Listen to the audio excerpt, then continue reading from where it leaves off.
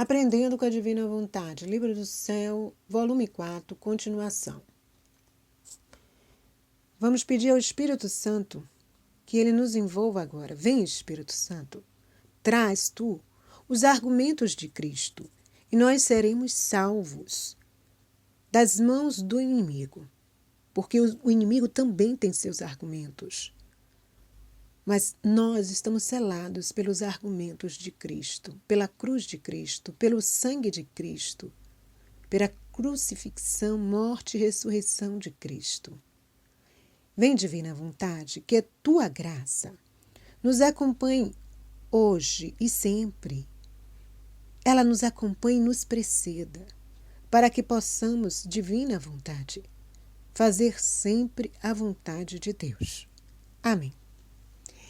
Então vamos começar.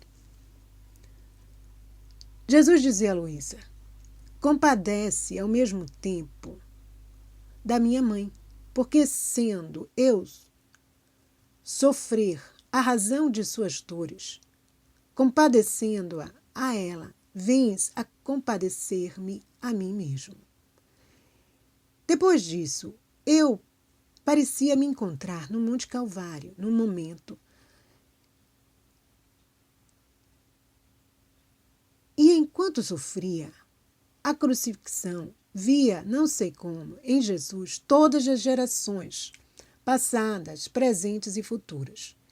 E como Jesus, tendo-nos a todos nele, sentia todas as ofensas que cada um de nós lhe fazia e sofria por todos em geral, e por cada indivíduo em particular, de modo que descobria também as minhas culpas e as penas que por mim sofria especialmente. Como também via o remédio que a cada um de nós, sem punir ninguém, ele nos fornecia para os nossos males e para a nossa salvação eterna. Olha que trecho. Jesus nos diz o quê? Que quando nós nos compadecemos das dores de Nossa Senhora, nós estamos nos compadecendo também dele, né? E ele diz que quando ele sofria no Monte Calvário, a crucifixão, ele via, né? Luísa via em Jesus todas as gerações, passadas, presentes e futuras. E nós éramos todos em Jesus, tendo-nos a todos nele, sentia todas as ofensas. Então, naquele momento, Jesus sentia todas as ofensas, as minhas e as de todas as criaturas, em particular. E de modo que Luísa, naquele momento, ela também via as suas culpas e as penas que Jesus sofria por ela. E, ao mesmo tempo, via o remédio para cada um de nós. E esse remédio curava os nossos males e era fonte da nossa salvação. Um outro trecho que nós vamos ler agora, Jesus nos ensina o quê? Meu adorável Jesus continua me privando de sua presença. Sinto uma amargura e como transpassado o coração, que me dá tal dor de me fazer chorar e gritar como uma menina. Parece-me verdadeiramente ter me tornado como uma criança, que por pouco que se afaste, a mãe chora e grita tanto, que transtorna toda a casa, e não há nenhum remédio para fazê-la parar de chorar, enquanto não se vê de novo nos braços da mãe. É assim que eu sou, verdadeira menina na virtude, que, se me fosse possível, transtornaria céus e terra para encontrar o meu sumo e único bem. E só me acalmo quando me encontro em posse de Jesus. Pobre criança que sou, sinto ainda que as fraldas da infância me cobrem. Não sei caminhar por mim mesma, sou muito fraca. Não tenho a capacidade dos adultos que se deixam guiar pela razão. E esta é a suma necessidade que tenho de estar com Jesus, com razão ou sem razão. Não quero saber nada. O que quero saber é que quero Jesus. Espero que o Senhor queira perdoar esta pobre menina que às vezes comete desatinos. Olhe que ensinamento. Luísa se sentia menina. Quantos de nós nos sentimos também assim? Embora tenhamos uma idade adulta, né? Uns 40, outros 30, outros 20, ou seja, idades onde a razão deve imperar, onde atos adultos conscientes devem prevalecer. Mas ali Luísa se sentia uma menina, porque ela sentia que sem Jesus ela nada sabia, ela nada podia. E ela necessitava, ela não queria saber, com razão ou sem razão, da ausência de Jesus. Ela queria apenas Jesus. Então, é como uma criança. A alma que vive na divina vontade, ela se torna uma criança diante de Jesus. Por quê? Porque ela vê a sua incapacidade. Ela vê que ela depende totalmente dele. E isso não a desanima. Porque quando nós vemos que somos incapazes de realizar determinados atos, nós nos entristecemos muitas vezes. Né? Porque diz, não, eu tenho idade, eu deveria saber fazer isso. E hoje, mais do que nunca, a sociedade te pede o quê? Pessoas cada vez mais capacitadas. Né? Sermos os melhores. E Luísa queria ser apenas o quê? A criança de Jesus. Então, encontrando-me neste estado por pouco tempo, vi o meu adorável Jesus no momento da sua ressurreição, com um rosto tão resplandecente que não se pode comparar a nenhum outro esplendor. E parecia-me que a humanidade santíssima de Nosso Senhor, ainda que fosse carne viva, mas estava resplandecente e transparente de modo que se via com clareza a divindade unida à humanidade. Agora, enquanto o via tão glorioso, uma luz que vinha dele parecia-me que me dizia: tanta glória veio à minha humanidade por meio da perfeita obediência, que, destruindo de todo a natureza antiga me deu a nova natureza gloriosa e imortal. Então, Jesus fala aqui o quê? Da obediência. Então, a obediência em Jesus, que era perfeita, destruiu toda a natureza antiga e deu a ele nova natureza gloriosa e imortal. Assim, a alma, por meio da obediência, pode formar em si a perfeita ressurreição das virtudes, como, por exemplo, se a alma está afligida, a obediência fará ressurgir a alegria. Se está agitada, a obediência fará ressurgir a paz. Se tentada, a obediência lhe fornecerá a cadeia mais forte para tal inimigo e a fará ressurgir vitoriosa das insídias diabólicas. Se assediada por paixões e vícios, a obediência, matando-os, a fará ressurgir as virtudes, isto a alma, e a seu tempo formará também a ressurreição do corpo. Então, a obediência, ela produz virtudes. Ela produz virtudes. Quanto mais a alma está nesse estado de obediência, mais ela vai crescer, não só na alma, como também ela vai fazer ressurgir o corpo. Depois disto, a luz se retirou. Jesus desapareceu e eu fiquei com tal dor, vendo-me de novo privada dele, que me sentia como se estivesse uma febre ardente que me faz agitar e entrar em delírio. Ah, Senhor, me dê a força para te aguentar nestas demoras, porque me sinto desfalecer. Então, quando Jesus vai embora, olha como ela se sentia debilitada. Esse embora de Jesus não é abandoná-la, mas ela ficava privada de vê-lo, de senti-lo, sua presença, de sentir a sua presença. Isso só, esse fato, fazia com que ela perdesse, né, as forças e tivesse como se estivesse em delírio, numa febre ardente.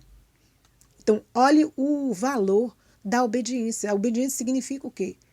Nós sabemos que tudo concorre para o bem daqueles que amam a Deus. Então, até isso, até as dores, as alegrias, as tristezas, tudo concorre para o bem. Então, sabendo disso, se Deus coloca naquele estado, um estado de momentos de alegria, a obediência, né, se volta para a alegria. Se é um momento de prova a obediência, aceita. Se é um momento de, vamos dizer, abandono, como ela sentia ali de Jesus, a obediência aceita. Então, isso vai fazer com que as virtudes ressurjam, tanto no corpo como na alma. Encontrando-me na plenitude do delírio, dizia disparates e creio que misturava também defeitos. Minha pobre natureza sentia todo o peso de meu estado. A cama parecia-me pior que o estado dos condenados às prisões. Tivesse querido desvincular-se deste estado, com agregado de meu refrão, que meu estado não é mais vontade de Deus e por isso Jesus não vem. E eu ia pensando o que deveria fazer. E quando fazia isso, meu paciente Jesus saiu de dentro de mim, mas com um aspecto grave e sério, que dava medo e me disse: o que você acha que eu teria feito se eu estivesse em sua situação? No meu íntimo, dizia: certamente a vontade de Deus. E ele de novo: pois bem, faz tu isso. E desapareceu. Era tanta a gravidade, de Nosso Senhor, que naquelas palavras que me disse, sentia toda a força de sua palavra, não só criadora, mas também destruidora. Meu interior ficou de tal maneira sacudido, oprimido e amargurado por estas palavras que não fazia outra coisa que chorar. Especialmente recordava a gravidade com a qual Jesus me tinha falado e não me atrevia a dizer-lhe: vem, Jesus. Agora, estando durante o dia neste estado, fiz minha meditação sem chamá-lo. Quando no melhor veio e com aspecto doce, tudo mudou em comparação com a manhã, me disse: minha filha, que ruína, que destruição está por acontecer. Enquanto dizia isto, senti todo o meu interior mudado, porque não era por outra coisa que não vinha, mas pelos castigos. Então, Luísa, querendo sair daquela situação, pensando em sair, Jesus repreende Luísa e ela vê o tom que Jesus fala com ela, com uma certa severidade, que ao mesmo tempo era uma palavra criadora, mas também destruidora. E o interior dela ficou o quê? Sacudido, oprimido, amargurado. Então, nós aprendemos que Jesus nos fala com doçura também. Mas também tem momentos que ele vai nos falar com força. Não vai nos repreender com força, com energia. Porque quem ama, cuida, e corrige. Há certos fervores e certas virtudes que se assemelham àqueles arbustos, Jesus diz, que nascem em torno de certas árvores e que, não estando bem enraizados no tronco, um vento impetuoso, uma geada um pouco forte, a secam. E, ainda que depois de algum tempo possa ser que reverdeçam de novo, mas estando expostas à intempérie e, portanto, a mudar-se, jamais chegam a ser árvores feitas. Assim são esses fervores e essas virtudes que não estão bem arraigados no tronco da árvore da obediência, isto é, no tronco da árvore de minha humanidade, que foi toda obediência. Ante as tribulações, os infortúnios, súbitos secam e jamais chegam a produzir frutos para a vida eterna. Olhe que ensinamento esse aqui. Então, a obediência é a chave, A obediência é a chave. Porque Jesus, na sua humanidade, foi toda obediência. Ante as tribulações, os infortúnios, tudo, ele via ali a vontade do Pai. E ele faz essa comparação. É como aquelas árvores, os troncos daquelas árvores que nascem, se assemelham àqueles arbustos que nascem em torno de certas árvores, mas que o tempo, a mudança de tempo, o vento forte, as geadas, enfim, faz com que aqueles arbustos não cresçam, não revigorem como devem, mesmo que voltem a ficarem verdes, como não tem base na obediência, não produzem frutos para a vida eterna. Então, nós tenhamos cuidado que quando as coisas vêm, vamos nos aquietar, vamos nos acalmar e perceber que a vontade de Deus está ali. Porque nós temos que ter consciência que Deus age de 4 formas. A vontade né, vamos dizer assim, permitida, Deus permite, né? A vontade querida, a vontade ordenada e a divina vontade. São 4 formas. Então, nessas 4 formas, a gente tem que ver que determinadas coisas, como Deus vai querer isso? Mas Deus é a vontade permissiva, ou seja, Deus permitiu. Deus não queria, mas permitiu. Dali ele vai tirar um bem. Então, vendo que Deus age dessa forma, a gente vai se acalmando e vendo que a obediência é um dos passaportes para a entrada no reino, né? É um dos passaportes. Nós vamos lembrar o quê? Que existem 3 assinaturas para que o passaporte possa ser nos dado realmente. A resignação perfeita, a humildade e a obediência. Continuo meus dias privada de meu adorável Jesus. Ao mais, vem como sombra ou como raio. Meu pobre coração está sobremaneira amargo. Sinto tanta sua privação que todas as minhas fibras e os nervos, meus ossos, até as gotas de meu sangue, me contendem continuamente e me dizem: onde está Jesus? Como? Você o perdeu? O que você fez que não vem mais? Como vamos ficar sem ele? Quem nos consolará tendo perdido a fonte de toda a consolação? Quem nos fortificará na debilidade? Quem nos corrigirá e descobrirá nossos defeitos, tendo ficado privada daquela luz, que mais que um fio elétrico penetrava os mais íntimos esconderijos, quando a sura mais inefável corrigia e curava nossas chagas? Tudo é miséria, tudo é tétrico. Sem ele, como faremos? E ainda que no fundo de minha vontade me sinto resignada e vou oferecendo sua mesma privação, como o maior sacrifício por amor seu, todo o resto me faz guerra contínua e me põe em tortura. Olha aqui, vamos parar aqui. Então, ela sofre essa necessidade de Jesus, todo o seu ser começa a estremecer, né, dessa necessidade de tê-lo, as fibras, os nervos, os ossos, o próprio sangue. E dentro dela começa a surgir essas indagações. Onde está Jesus? Você perdeu Jesus, e agora como é que nós vamos fazer? E essa privação ela pega e oferece a Jesus essa tortura, né, como se fosse uma tortura. E ela oferece a Senhor: quanto me custa te haver conhecido, e a que alto preço me faz pagar suas visitas, agora, ou suas ausências também. Agora, estando neste estado, por breves instantes, se fez ver e me disse: olha, as visitas de Jesus, as ausências de Jesus, têm um preço. Tem um preço. E ela sabe o preço que ela pagava.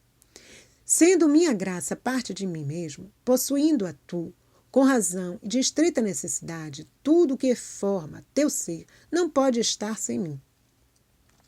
Eis a razão pela qual tudo te pede a mim, e és torturada continuamente, porque estando embebida de mim e cheia só em parte de mim mesmo, então não se estão em paz, pois só têm paz e ficam contentes as almas quando me possuem não só em parte, mas em tudo. Então, por que nós estamos interiormente e externamente inquietos? Por isso, porque precisamos possuir Jesus, não só em parte, mas possuí-lo completamente, para que fiquemos contentes, para que fiquemos satisfeitos. Então, sendo minha graça parte de mim mesmo, possuindo-a tu, com razão e de estreita necessidade, tudo que forma teu ser não pode estar sem mim. Então, a gente não pode ficar sem a graça de Deus, porque é parte dele mesmo. Uma alma sem a graça é terrível. E tendo me arrependido de minha dura situação, acrescentou: também eu, no curso de minha paixão, senti um extremo abandono, embora minha vontade estivesse sempre unida com o Pai e com o Espírito Santo. Isto quis sofrer para divinizar em toda a cruz, tanto que, contemplando-me a mim e contemplando a cruz, encontrarás o mesmo esplendor. Então, se nós contemplarmos Jesus, se contemplarmos a cruz, nós vamos ver o mesmo esplendor. Porque Deus, Ao sofrer, ele quis divinizar a cruz. Divinizar em toda a cruz. Nos mesmos ensinamentos e o mesmo espelho no qual poderás refletir-te continuamente, sem diferença entre um e outro. Então a cruz vai nos ensinar. Quando nós olhamos para Jesus, nós precisamos ver, nos assemelhar, né? Ver esse espelho em nós, agindo em nós, a sua graça agindo em nós. Assim mesmo, os seus ensinamentos. Então não adianta a gente aprender por aprender. É lindo, é maravilhoso, mas se não colocamos em prática, de nada adianta. Continuando. Minha filha, o mundo é sempre corrupto, mas há certos tempos em que chega tal corrupção, que se eu não derramar sobre as nações parte de minha cruz, pereceriam todos na corrupção. Como foi nos tempos em que vim eu ao mundo. A única cruz salvou muitos da corrupção em que estavam mergulhados. Assim, nestes tempos, chegou a tanto a corrupção que se eu não derramasse os flagelos, os espinhos, as cruzes, fazendo-os derramar até o sangue, ficariam submersos nas ondas da corrupção. Enquanto isso dizia, parecia que agitava aquela cruz sobre as pessoas e sucediam castigos. Então, Jesus está explicando por que vêm os castigos. Porque a corrupção vai tomando tudo, vai deturpando tudo. As virtudes vão se perdendo. As pessoas não buscam mais virtudes. Onde não há virtudes, não há Deus. Né? Não há Deus, não há busca de Deus. Sentindo-me toda aflita e confusa e quase sem esperança de voltar a ver meu adorável Jesus, de repente veio e me disse: sabes o que quero de ti? Quero-te em tudo semelhante a mim. Assim no agir como na intenção. Quero que sejas respeitosa com todos, porque respeitar todos dá a paz a si mesmo e a paz aos demais. Que te tenhas como mínima de todos, pequena, e que todos os meus ensinamentos ruminantes sempre em sua mente e as conserve em seu coração, a fim de que, nas diversas ocasiões, as encontre sempre prontas para servir-lhe delas e pô-las em execução. Em suma, quero que a sua vida seja um transbordamento da minha. Enquanto dizia isto, via que por detrás do Senhor descia sobre a terra um gelo e um fogo que faziam más colheitas, e ao dizer eu, Senhor, que fazes? Pobre gente, não me dando ouvidos, ele desapareceu. Então, aí, nós também vemos este ensinamento. Ó, Jesus quer que nos assemelhemos em tudo a Ele. Que respeitemos a todos, porque ao respeitar a todos, nós teremos a paz conosco mesmos e com os demais. Uma prova da humildade é o quê? É não se sentir maior do que os outros, mas pequena. Pequenina. Como a criança ali no início, que Luísa se sentia totalmente dependente de Jesus.